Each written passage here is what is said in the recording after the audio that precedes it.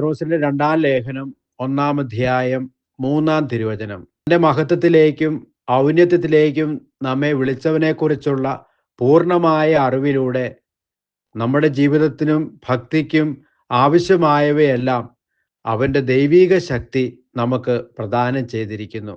കാരുണ്യവാനായ കർത്താവേ, നമ്മുടെ ജീവിതത്തിന് ആവശ്യമായവയെല്ലാം ദൈവിക ശക്തിയാൽ ഞങ്ങൾക്ക് പ്രദാനം ചെയ്യണമേ. ആമേൻ. ദൈവം നിങ്ങളെ സമൃദ്ധമായി അനുഗ്രഹിക്കട്ടെ. നമ്മുടെ കർത്താവ് ഈശോ മിശിഹായുടെ കൃപയും പിതാവായ ദൈവത്തിൻ്റെ സ്നേഹവും പരിശുദ്ധാത്മാവിൻ്റെ സഹവാസവും നാം എല്ലാവരോടും കൂടി ഉണ്ടായിരിക്കട്ടെ, ഇപ്പോഴും എപ്പോഴും എന്നേക്കും.